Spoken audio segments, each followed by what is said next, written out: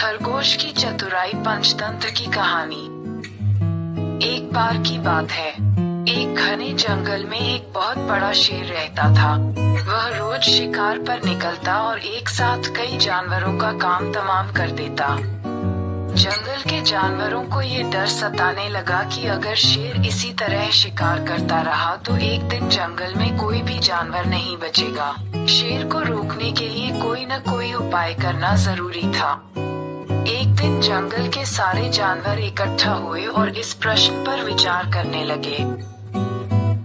अंत में उन्होंने तय किया कि वे सब शेर के पास जाकर उनसे इस बारे में बात करें। दूसरे दिन जानवरों का एक दल शेर के पास पहुंचा।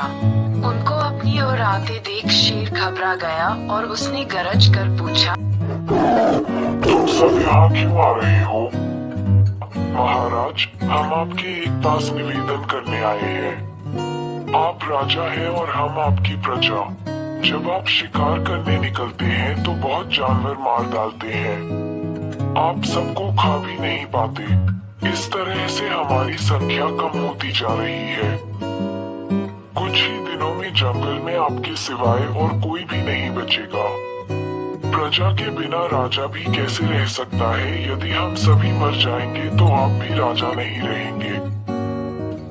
हम चाहते हैं कि आप सदा हमारे राजा बने रहें। आपसे हमारी विनती है कि आप अपने घर पर ही रहा करें।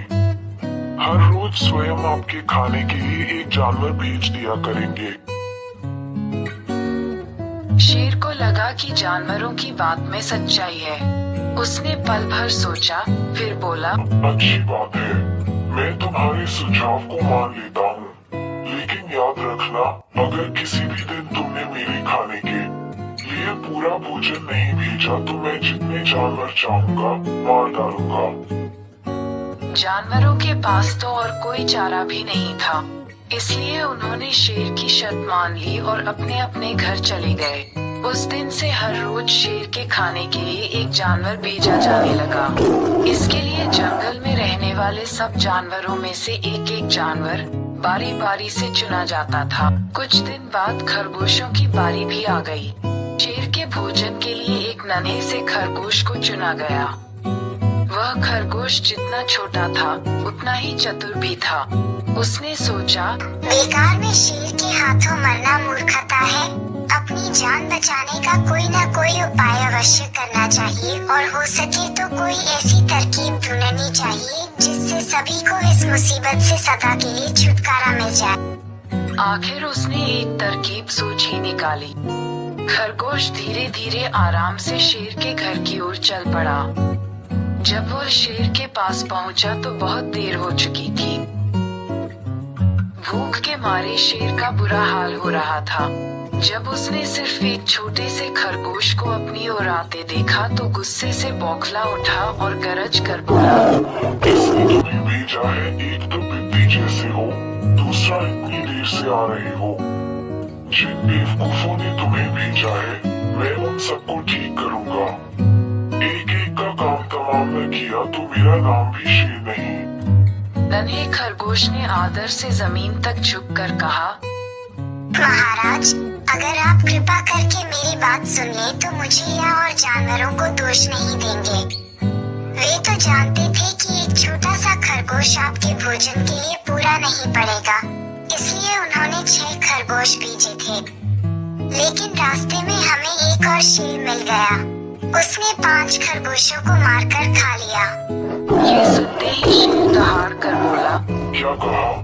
दूसरा शेर? कौन है वह? तुमने उसे कहाँ देखा? महाराज, वह तो बहुत ही बड़ा शेर है। वह जमीन के अंदर बनी एक बड़ी गुफा में से निकला था। वह तो मुझे ही मारने जा रहा था, पर मैंने उससे कहा, सरकार, आपको पता नहीं कि आपने क्या अंधेर कर दिया है। हम सब अपने महाराज के भोजन के लिए जा रहे थे, लेकिन आपने उनका सारा खाना खा लिया है। हमारे महाराज ऐसी बातें सहन नहीं करेंगे। वे जरूर ही यहाँ आकर आपको मार डालेंगे।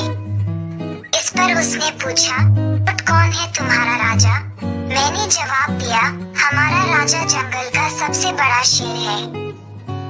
महाराज, मेरे ऐसा कहते ही वह गुस्से से लाल पीला होकर बोला, बेवकूफ, इस जंगल का राजा सिर्फ मैं हूँ। यहाँ के सब जानवर मेरी प्रजा हैं। मैं उनके साथ जैसा चाहूँ वैसा कर सकता हूँ। जिस मूर्ख को तुम अपना राजा कहते हो, उस चोर को मेरे सामने हाजिर करो। मैं उसे बताऊंगा कि असली राजा कौन है। महाराज, इतना कहकर उस शेर ने आपको लिवाने के लिए मुझे यहाँ भेज दिया। गोश की बात सुनकर शेर को बड़ा गुस्सा आया और वह बार बार गरजने लगा। उसकी भयानक गरज से सारा जंगल दहलने लगा। मुझे फौरन उस मूर्ख का पता बताओ। जब तक मैं उसे जान से न मार दूंगा, मुझे चैन नहीं मिलेगा। अच्छा महाराज, मौत ही उस दुष्ट की सजा है। अगर मैं और बड़ा तथा ताकतवर होता तो मैं खुद ही उसके टुकड़े टुकड़े कर देता। चलो, रास्ता दिखाओ। फौरन बताओ किधर चलना है। इधर आइए महाराज, इधर।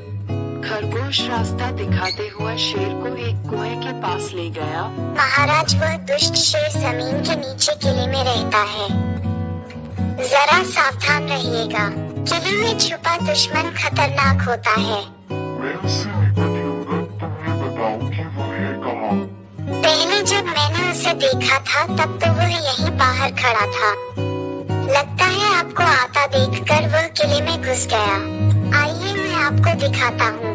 गोश ने कुएं के नजदीक आकर शेर से अंदर झांकने के लिए कहा। शेर ने कुएं के अंदर झांका तो उसे कुएं के पानी में अपनी परछाई दिखाई दी। परछाई को देखकर शेर जोर से दहाड़ा। कुएं के अंदर से आती हुई अपने ही दहाड़ने की गूंज सुनकर उसने समझा कि दूसरा शेर भी दहाड़ रहा है। दुश्मन को तुरंत मार डालने के इरादे से वह फौरन कुएं में कूद पड़ा।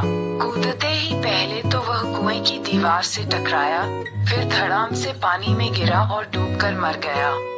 इस तरह चतुराई से शेर से छुट्टी पाकर नन्हा खरगोश घर लौटा। उसने जंगल के जानवरों को शेर के मारे जाने की कहानी सुनाई। दुश्मन के मारे जाने की खबर से सारे जंगल में खुशी फैल गई। जंगल के सभी जानवर खरगोश की जय जयकार करने लगे। सीख: चतुराई और बुद्धि से शक्तिशाली शत्रु पर भी विजय पाई जा सकती है।